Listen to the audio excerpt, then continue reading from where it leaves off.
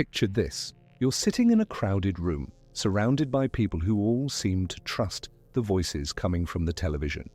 The news anchor speaks with confidence. The government official delivers reassurances. The expert in the white coat nods along. Everyone around you seems satisfied, complacent even. But something inside you refuses to settle, a nagging feeling and a whisper in the back of your mind that says, what if they're lying? This is where conspiracy theories are born, not in the realm of fantasy, but in the gap between what we're told and what we feel, between official statements and our deepest instincts about power, control, and secrecy. But here's the question that haunts us. What happens when the conspiracy theorists turn out to be right? Welcome to Weird World Files, where history meets the unexplained.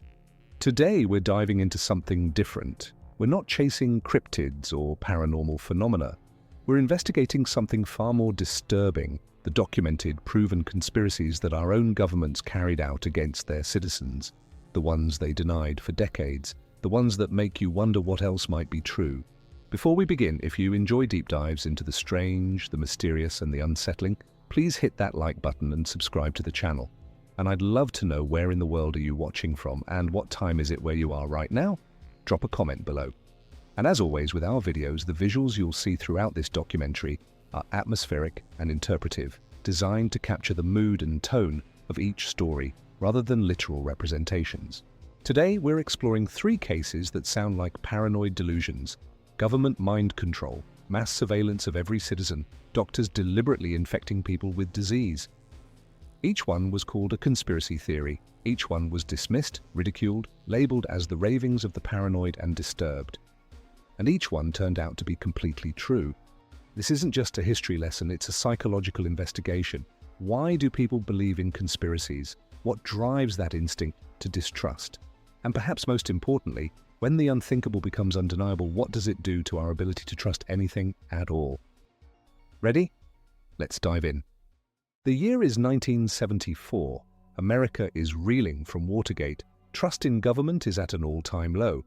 And in the midst of this chaos, whispers begin to surface. Stories about secret experiments, about drugs and torture, about the CIA turning American citizens into unwitting test subjects in a quest to control the human mind. To most people, it sounds absurd, the stuff of pulp fiction and Cold War paranoia. The government, our government, would never do something like that, would they? But there were people who believed it, people who'd seen things, experienced things, people who insisted that something dark was happening behind closed doors, in hospitals and universities, in facilities with no names and budgets that didn't exist. They were called conspiracy theorists, cranks, attention seekers, mentally unstable. They were also right.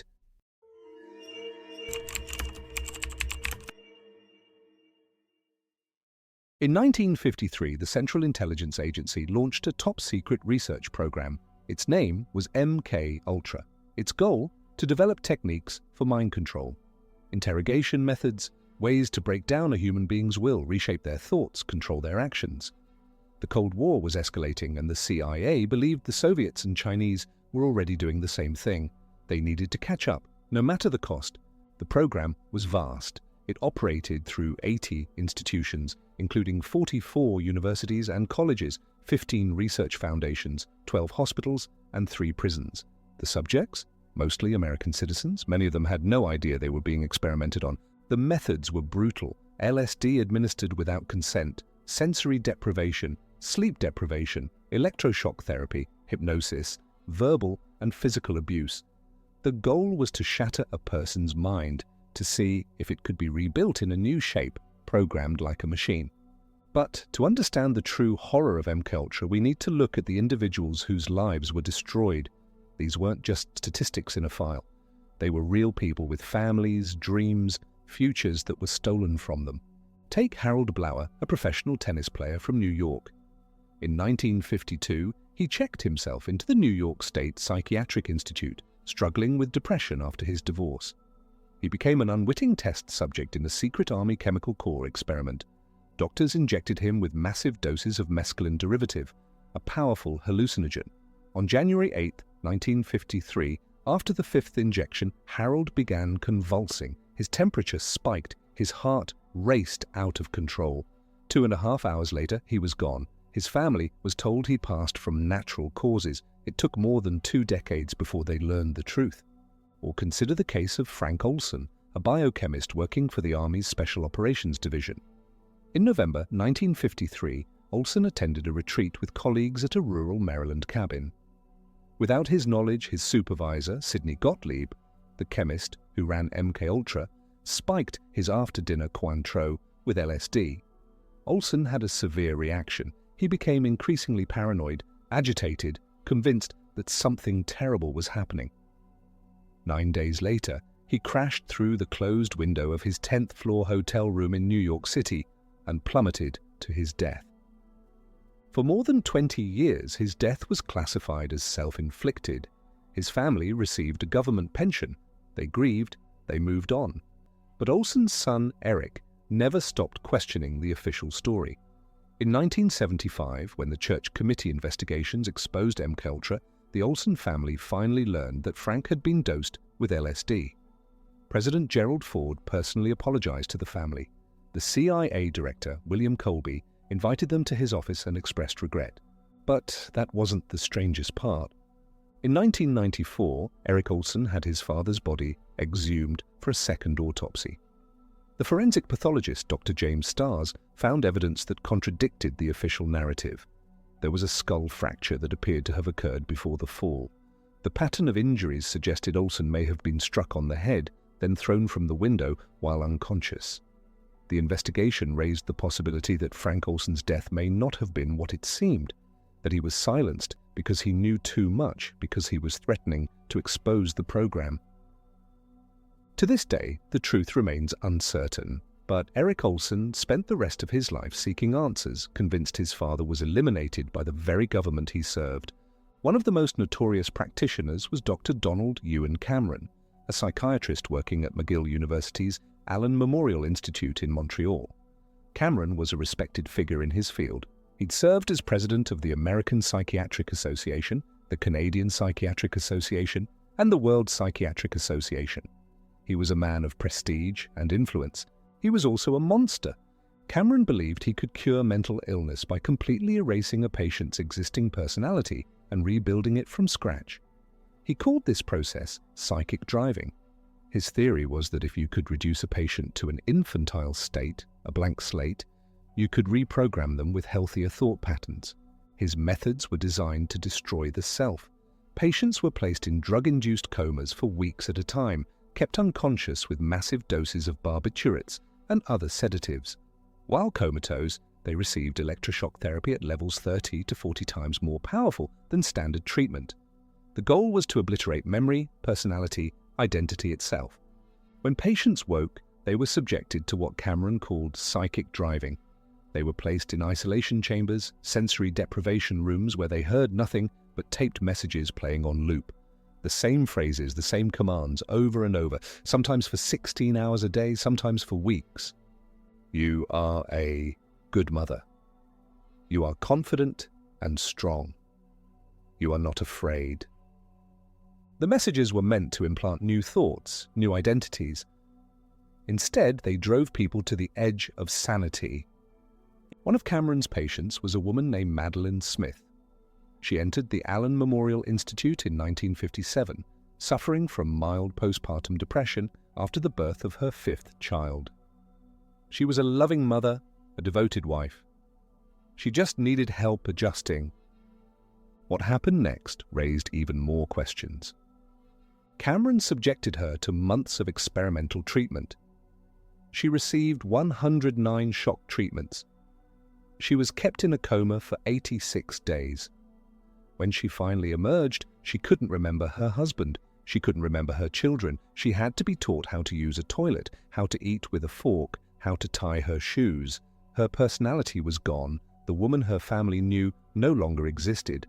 Madeline's husband brought his wife home. But it wasn't his wife. She was a stranger in a familiar body. She never fully recovered. Her children grew up without the mother they'd known. The woman who returned from the hospital was hollow, damaged, a shell. And Cameron wasn't working alone. He was funded by the CIA. Through a front organization called the Society for the Investigation of Human Ecology, the agency funneled money to Cameron's experiments. They wanted to know if his techniques could be used to break enemy agents, to create Manchurian candidates, to control minds. The experiments weren't just happening in controlled environments. The CIA conducted tests in public, in bars, in restaurants, on street corners. Agents would slip LSD into people's drinks and watch what happened. One operation, called Midnight Climax, involved luring men to CIA-funded safe houses in San Francisco and New York, where women working for the agency would dose them with substances while agents watched through two-way mirrors documenting their reactions. George Hunter White, a federal narcotics agent, ran the operation. He recruited operatives, rented apartments, and turned them into laboratories for observing the effects of LSD on unsuspecting civilians. The men who stumbled into these traps had no idea they were being drugged, no idea they were being studied.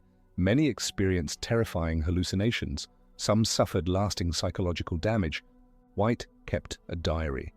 In it, he described his work with disturbing enthusiasm, reveling in the moral freedom the program gave him, the belief that in the name of national security, anything was permissible. That was the mentality, the entitlement, the belief that the ends justified any means. The story takes an unexpected turn here. In 1973, as investigations into CIA activities began to heat up, Richard Helms, the CIA director, ordered all MKUltra files destroyed, shredded, burned, erased from history. The operation was meant to disappear completely, buried along with the lives it destroyed. But some documents survived. A cache of financial records missed in the purge was stored separately and never destroyed. In 1975, congressional investigations led by Senator Frank Church and Representative Otis Pike began digging into illegal CIA activities. In 1977, a Freedom of Information Act request filed by journalist John Marks uncovered 20,000 more documents, the financial records that had slipped through the cracks. The truth came out. Slowly, painfully, incomplete.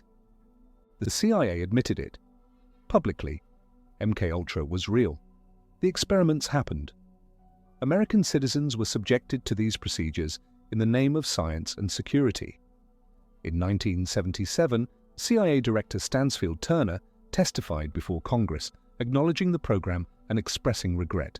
Lawsuits followed, settlements were paid, apologies were issued, but the full scope, the complete list of victims, the true extent of what was done. To this day, no clear explanation exists because most of the records are gone. We know about the victims who came forward who fought for recognition. But how many others were there?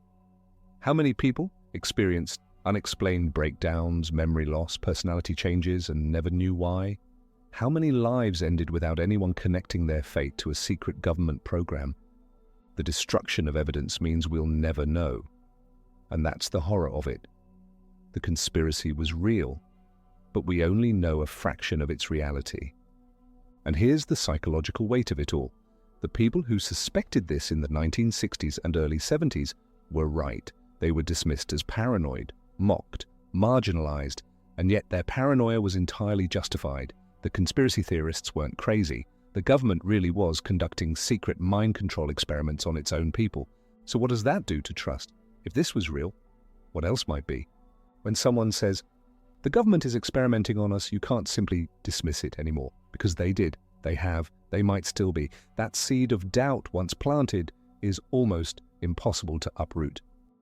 Now let's shift forward to the 2000s, to a time when the internet has connected the world, when data flows freely, when privacy feels like a relic of the past, but most people still believe, or at least hope, that their government respects boundaries, that there are limits, that someone, somewhere, is following the rules. And then a man named Edward Snowden steps forward and says, they're watching everything.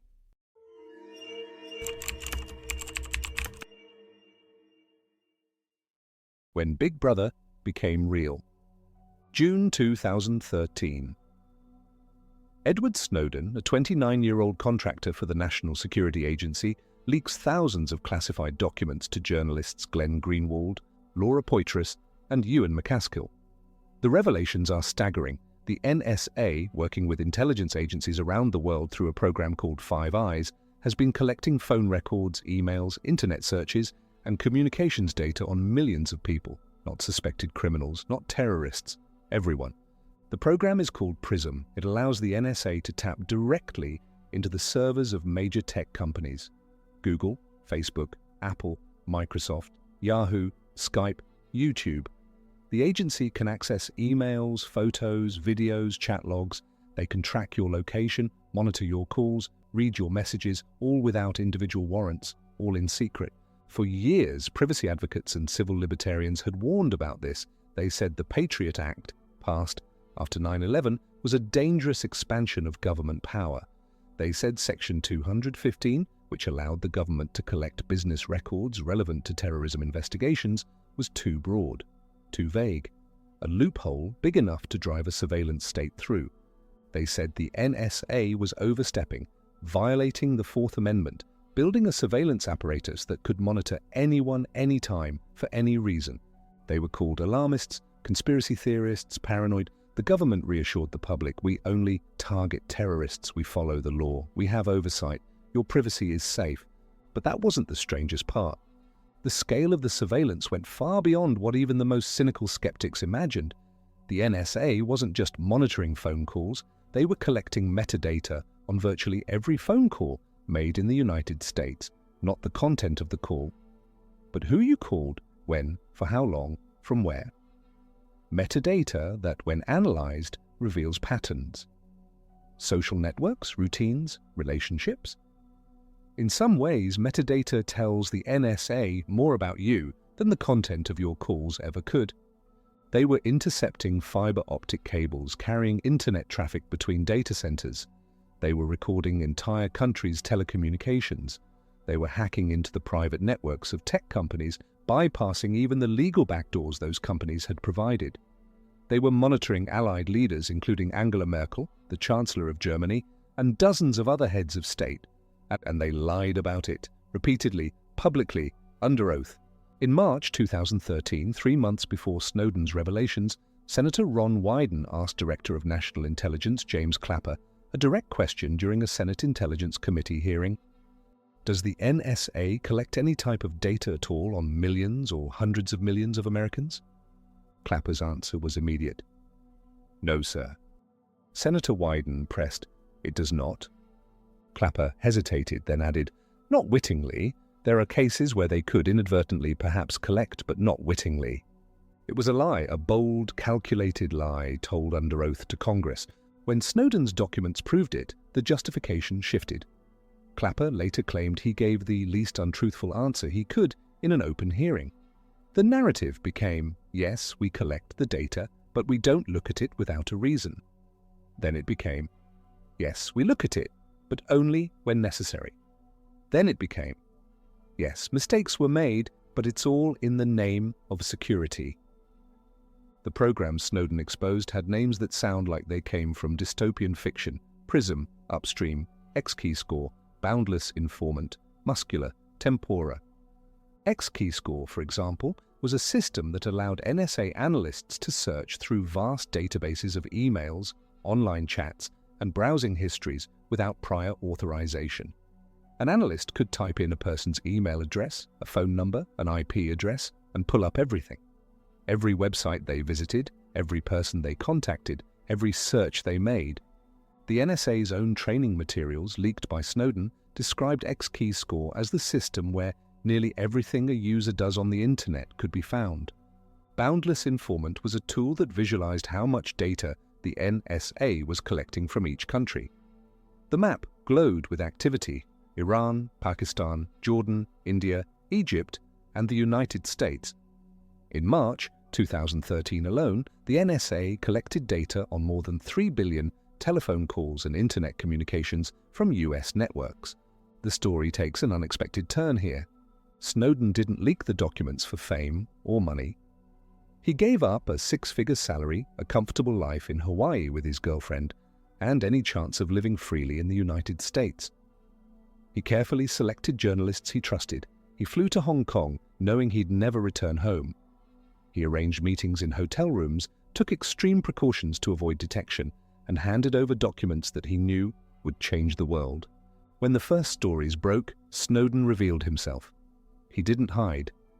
He went public in a video interview explaining his motivations.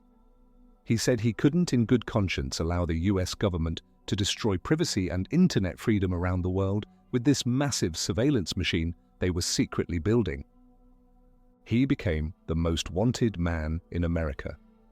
The US government charged him with espionage, revoked his passport while he was in transit to Moscow, and pressured countries around the world not to grant him asylum. He remains in Russia to this day. Not because he chose Russia, but because it was the only place that would protect him from extradition. He's been called a traitor by some, a hero by others. Presidents and politicians have demanded his prosecution. Whistleblower advocates have called for his pardon. But the documents don't lie. The surveillance was real. The scope was vast. The secrecy was total. What happened next raised even more questions. In the wake of Snowden's revelations, tech companies scrambled to distance themselves from the NSA. Some claimed they didn't know the extent of government access to their servers. Others quietly began implementing stronger encryption. Civil liberties organizations filed lawsuits. Congress held hearings. A presidential review panel was convened. In 2015, parts of the Patriot Act were reformed. The USA Freedom Act ended the bulk collection of phone metadata by the NSA. Sort of. The data is now held by phone companies instead of the government, but the NSA can still access it with a warrant. The surveillance infrastructure remains. The programs continue, just under different names, with slightly different rules. And here's the uncomfortable truth. We only know about the programs Snowden exposed. What about the ones he didn't know about? What about the programs that have been created since 2013? What new technologies, new capabilities, new methods of surveillance exist now, hidden behind classification and secrecy? Once again, the conspiracy theorists were right. For decades, people had warned about Big Brother, about government overreach, about mass surveillance. They were dismissed as paranoid. And yet their paranoia was entirely justified. So here's the question. If your government is watching everything you do, recording everything you say, tracking everywhere you go, and lying about it to your face, what does that do to the social contract? To the idea that you live in a free society? It changes everything. It rewires trust. It makes paranoia feel rational. Because if they lied about this, what else are they lying about? The surveillance state isn't a conspiracy theory, it's documented reality, and that knowledge, once internalized, is impossible to forget. Perhaps no case cuts deeper than the one we're about to explore, because this wasn't about national security, it wasn't about stopping enemies or protecting the public. This was about doctors, healers, sworn to do no harm, deliberately infecting people with disease and then watching them suffer, for science, for data, for 40 years.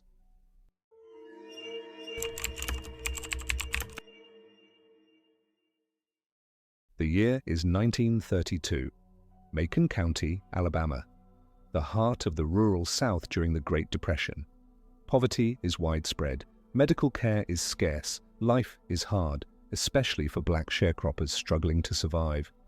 Into this environment comes the United States Public Health Service with an offer that seems too good to be true. Free medical exams, free treatment, free meals, burial insurance, all provided by the government, in partnership with the Tuskegee Institute, a respected black university. The program is called the Tuskegee Study of Untreated Syphilis in the Negro Male. But the men who sign up don't know that. They're told they're being treated for bad blood, a local term for various ailments. Fatigue, aches, anemia, they trust the doctors, they trust the government, they trust that someone finally is looking out for them. They have no idea they're part of an experiment. The study involves 600 black men, 399 with latent syphilis, 201 without the disease, serving as a control group.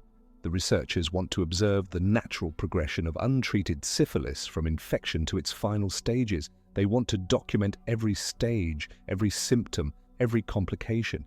They never tell the men they have syphilis. They never offer treatment. And when penicillin becomes the standard, widely available cure for syphilis in the 1940s, when it's proven safe and effective, capable of curing the disease completely, The men in Tuskegee are deliberately denied it. The doctors want to see what happens when the disease runs its course. For 40 years, the experiment continues. The men suffer. They experience the ravages of tertiary syphilis, the final, most destructive stage. They go blind, they develop tumors, they suffer from severe cardiovascular problems, their hearts damaged by the bacteria eating away at tissue. They develop neurosyphilis, which attacks the brain and spinal cord, causing dementia, paralysis, intense pain, and psychosis. Many pass away. Some transmit the disease to their wives, some pass it to their children, who are born with congenital syphilis, deformed, brain-damaged, or stillborn. The doctors take notes, they publish papers in medical journals, they attend conferences and present their findings to the medical community, and no one stops them. But that wasn't the strangest part. The experiment wasn't a secret, it wasn't hidden in some classified government facility. It was published openly in medical journals. The first major paper appeared in 1936, just 4 years into the study, in the Journal of the American Medical Association. More papers followed over the decades, appearing in respected publications, discussed at medical conferences. The Public Health Service wasn't hiding the study, but they were proud of it. They saw it as important research, a unique opportunity to study untreated syphilis in a population that, in their view, wouldn't seek treatment anyway. That was the logic, the justification. These men were poor, they were black. They wouldn't have gotten care otherwise, so why not learn from their suffering? It's a logic built on racism, on the belief that black lives were worth less, that black pain mattered less, that black bodies could be used, exploited, studied, discarded in the name of science. And for 40 years, the medical establishment looked the other way. Consider the individual stories. Charlie Pollard was one of the original participants. He joined in 1932, believing he was receiving treatment. For decades, he attended regular checkups. Doctors examined him, drew his blood, performed spinal taps, painful procedures where a needle is inserted into the spine to extract fluid. The spinal taps were presented as special free treatment. In reality, they were purely diagnostic, designed to track the progression of neurosyphilis. Charlie suffered for years. He watched friends in the study pass away. He experienced the symptoms himself: pain, fatigue, deterioration, and all the while he believed he was being cared for. Herman Shaw was another participant. He was in his 20s when he enrolled, a young man with his whole life ahead of him. He too was never told he had syphilis. He was never treated. He lived with the disease for decades, suffering its effects, transmitting it unknowingly to his wife. In the 1950s and 60s, as civil rights movements gained momentum, as the moral conscience of America slowly began to shift, the Tuskegee study continued, through the Montgomery bus boycott, through the March on Washington, through the Civil Rights Act of 1964, through the Voting Rights Act of 1965. Even as the nation confronted its legacy of racism, the doctors in Tuskegee kept watching men suffer and pass away. What happened next raised even more questions.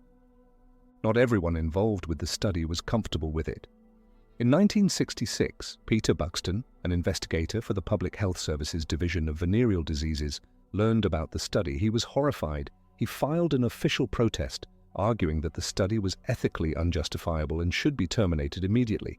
His concerns were dismissed. A panel reviewed the study and decided it should continue.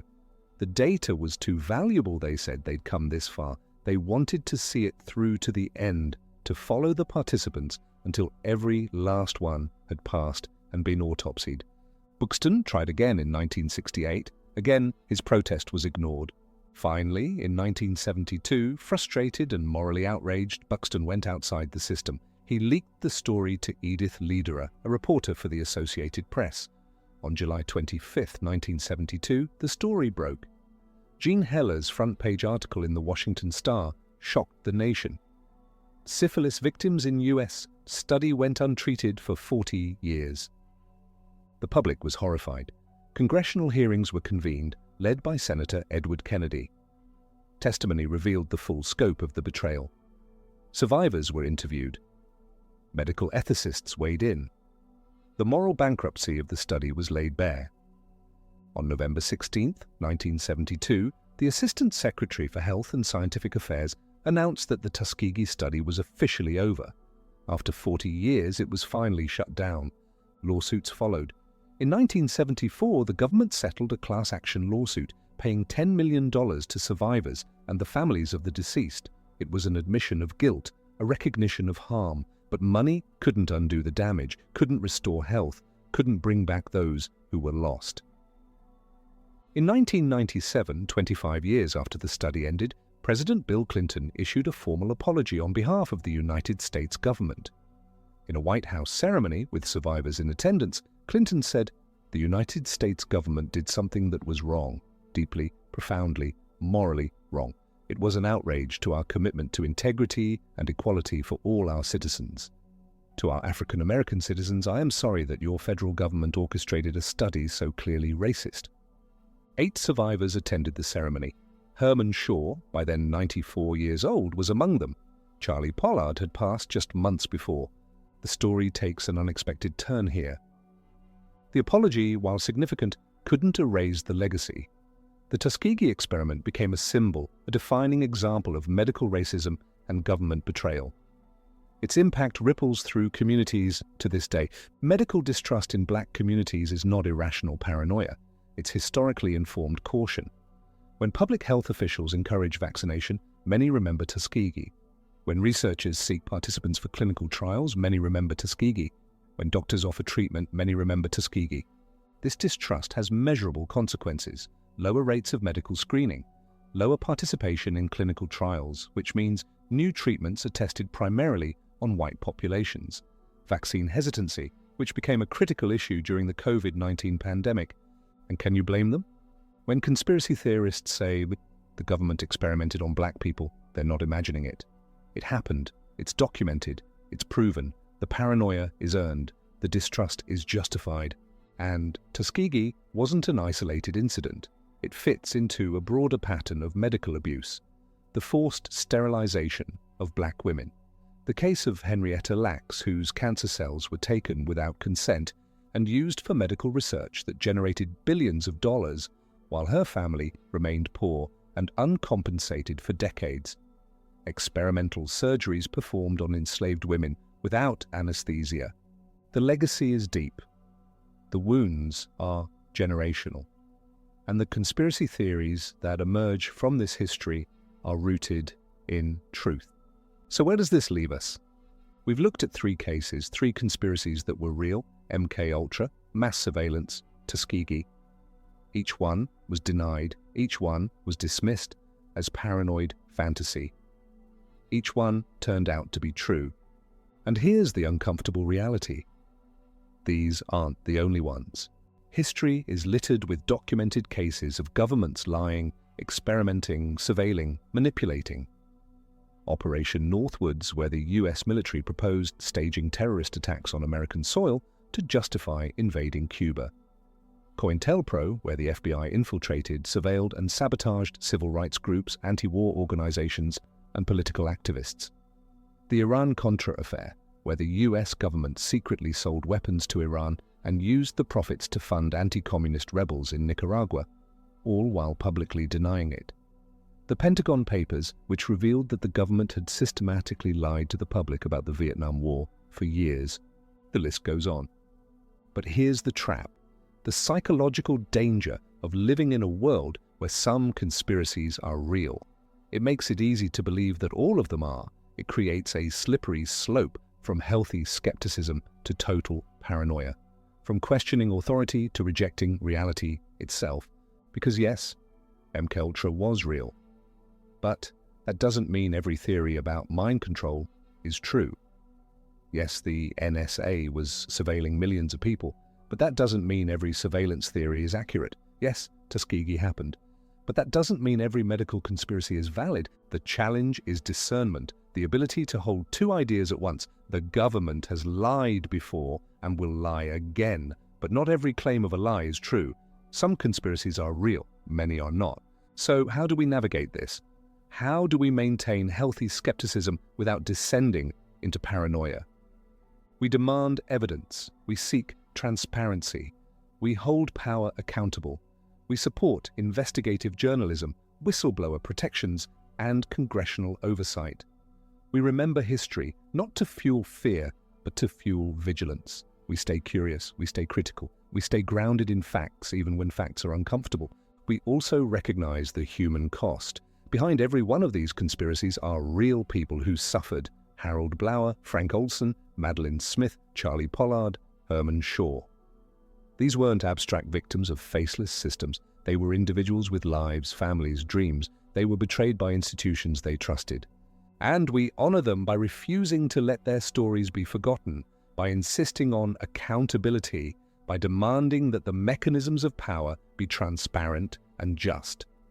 Because the real conspiracy isn't that everything is a lie, it's that some things are. And they count on us not knowing the difference. They count on our complacency, our trust, our willingness to believe reassuring narratives over uncomfortable truths. The antidote to conspiracy thinking isn't blind faith in authority. It's informed skepticism. It's the courage to question, the wisdom to seek evidence, and the integrity to follow truth wherever it leads, even when it's disturbing. We'd love to hear from you. What topics or mysteries would you like Weird World Files to investigate next? What stories should we explore? Drop your suggestions in the comments below. And as you go about your day, as you hear the official statements and the reassuring voices, ask yourself, what am I not being told? What's hidden just out of sight? What truth is waiting to surface decades from now when the files are finally unsealed? Because history has taught us one undeniable lesson. Sometimes the conspiracy theorists are right, and that is the most unsettling truth of all. Thanks for watching.